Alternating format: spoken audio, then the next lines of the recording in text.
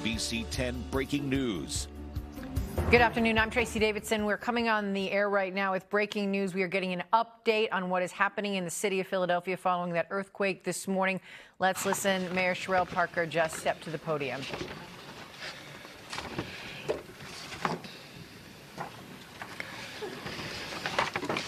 I'll wait for everybody.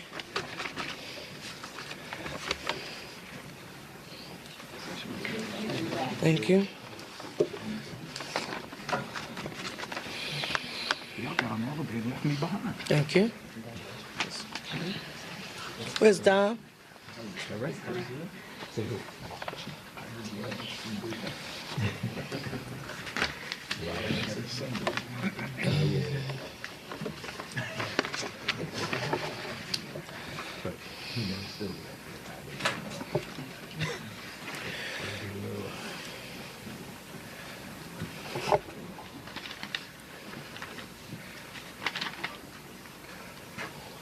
Dom, if you just come right over here with the, thank you.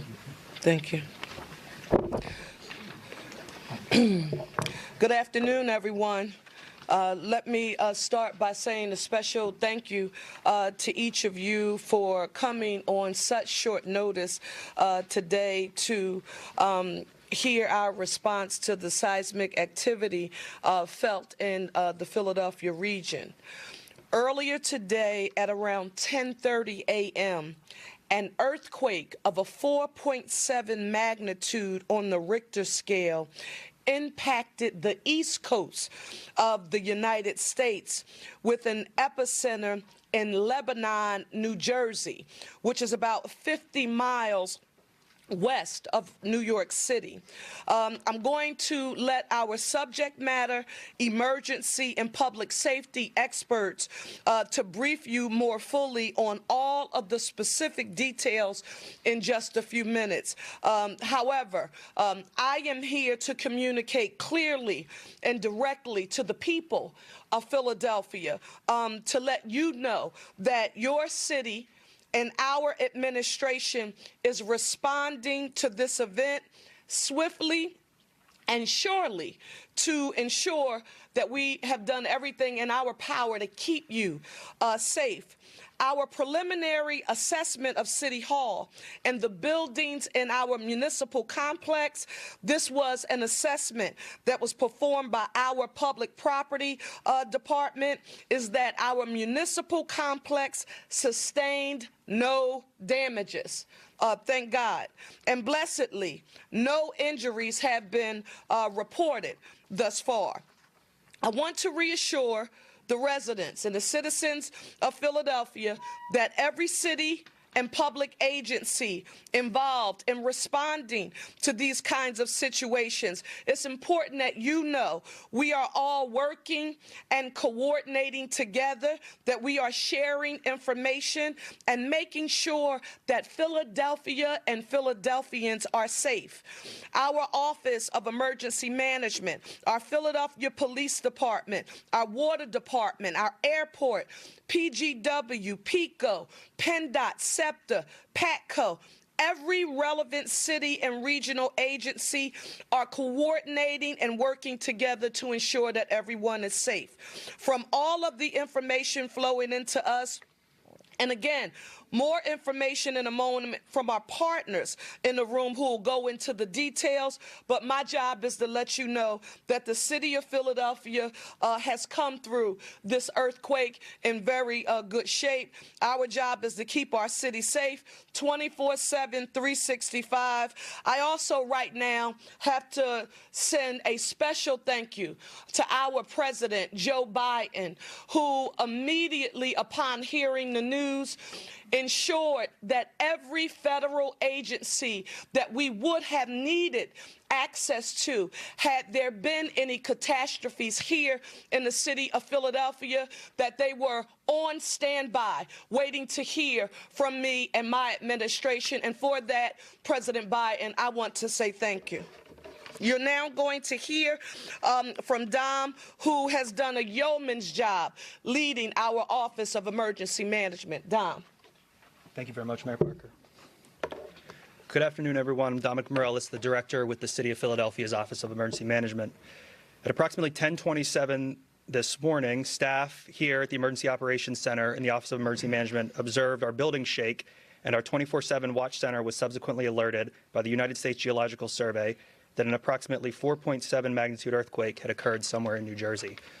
Much like many of you here in Philadelphia and Southeast Pennsylvania, and as we come to learn all across the East Coast, we were too wondering, did you feel that? What was that? And started to put in our next steps. We're aware that those impacts were felt across the city and in neighboring states of New Jersey, New York, as well across Southeast Pennsylvania. After that initial shaking, by 10:40 this morning, OEM activated the Emergency Operations Center to monitor impacts, take any damage reports, provide public messaging, and support any needs as a result of the earthquake. We've been intensely focused on public safety operations, infrastructure, transportation, our healthcare facilities, as well as our community and cultural centers like schools and our historic buildings. I'd really like to thank as one of our primary partners, the School District of Philadelphia, who within an hour of us opening the doors of our Emergency Operations Center had staff side by side working with our emergency managers to assess any potential impacts to the schools. Later that morning, by about by about 11 a.m., and confirmation that there was a geological event, OEM alerted the public via our Ready Philadelphia mass notification system. We took our time to validate what was occurring and to make sure that messaging was getting out to the public to start to get ahead of what might need to come next. Since the initial earthquake, OEM has been in contact with over 25 public safety, infrastructure, transportation, and governmental partners to assess those damages, or potential impacts, as well as if there are any unmet needs. We are very glad to say that we have found no significant issues at this time. I repeat, we have found no significant issues within the city of Philadelphia as a result of that initial earthquake. All of our partners continue to report that their systems are normal and have not been impacted, and we stay connected with them into this evening and into the next several days. Aftershocks are possible, but not guaranteed. The likelihood is extremely low. However, you at home, like we will be into tomorrow, should remain vigilant. So I'm going to talk very briefly about some safety points that we all should take in the event there are aftershocks, which is very unlikely. Let me repeat, very unlikely. But in the event that there are aftershocks, but also just general preparedness, because as many of you may recall, this occurred once before in 2011.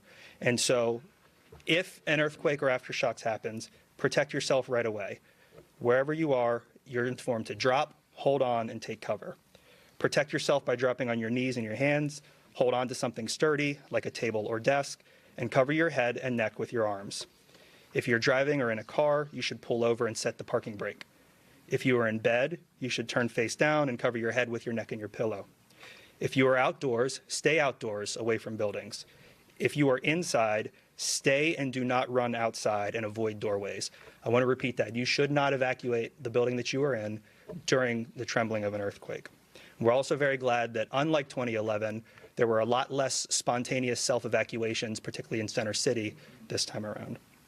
Lastly, a general preparedness message, as we are inherently in a risky world. We've been monitoring flooding over this last week. We know we're dealing with transportation impacts on I-95. Stay connected to information. Sign up for Ready Philadelphia, our free text message and email service, by texting the word Ready Phila, that's READYPHILA, to the number 888-777. And I know some of my colleagues will cover this, but lastly, if you do think that you have had impacts that are an immediate threat to life or safety, call 911. That is the action, to call 911 if you think you are in an inherently or an imminently dangerous situation. Thank you very much, and invite Commissioner Bethel. All right. First, I want to thank the mayor for her leadership and just really give you an assessment of what we saw during this time period. We began immediately receiving 911 calls, as you would imagine. Many individuals not understanding what's going on. During that period, we received over 200 calls within our 911 in a very short period of 20 minutes. That volume would cause us to overring beyond our 10-second call receiving time period. And so I'm really, really proud of the men and women, our non-sworn professional staff in our dispatch, as well as the command level, recognizing that there was a significant incident going on. They shifted men and women from the dispatch area over to receive those calls. That movement, which they have been trained to do and do in an emergency, really helped us to start to answer those calls. We also want to thank the media and the work that Dom's team did to get information out very quickly. We were able to get our call base back down within 30 minutes. And so that's a really good job. Again, a collective effort.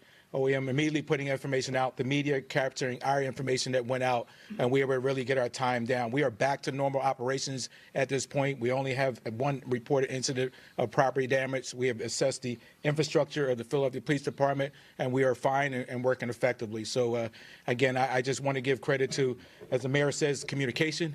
It's so key in these situations, the prep work that has been done by the Office of Emergency Management, and again, thanking the media for really turning around and getting the information out quickly. That really helped us resolve an issue that was really surging into our system, and we continue to move forward in that process. Thank you. Good afternoon. Thank you, Mayor. Today was a normal school day in the School District of Philadelphia, except two things. This morning we had a very fine celebration of our improvements in the school district and the Accelerate Philly Awards at Martin Luther King High School. We were pleased to see so many teachers and staff and principals present to receive awards for longevity and performance improvements.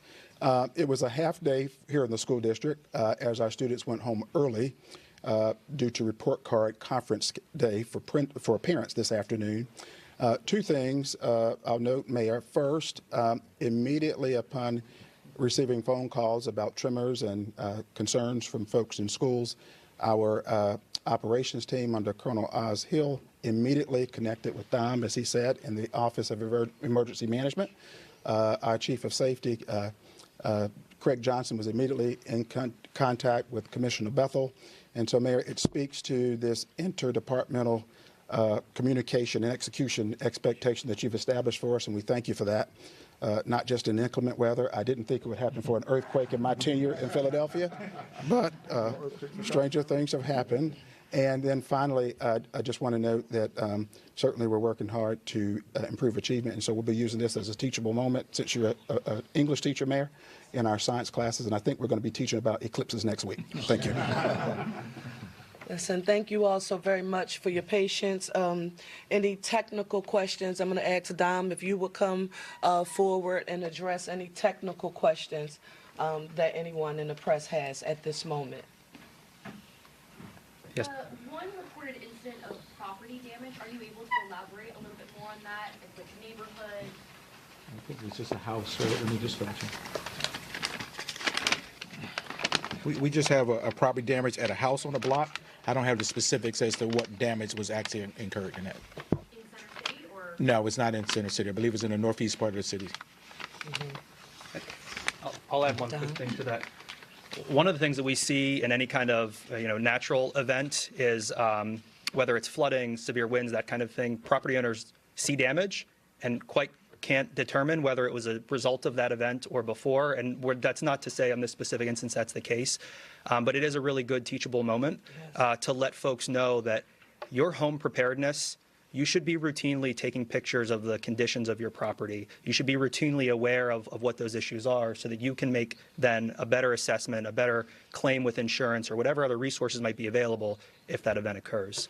So we'll continue to look into whether it's related. Dom, if you will, can you restate the app to get real-time information from the city and a telephone number? Yeah, absolutely. So the city, as a part of our standard public information protocol, will be pushing information through the phila.gov website. You'll see a banner there where you can be directed to additional information. But additionally, we have a free text message and email system called Ready Philadelphia.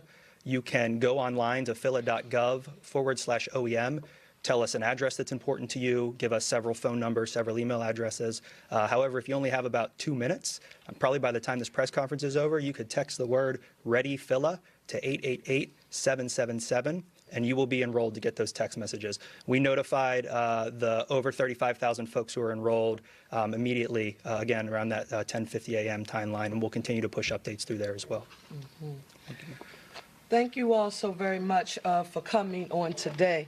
I wanted Dom to reread the information to you because you would be surprised to learn of some of the We have been Very listening to a creative briefing theories. from the city of Philadelphia. The major takeaway, no significant issues within the city of Philadelphia.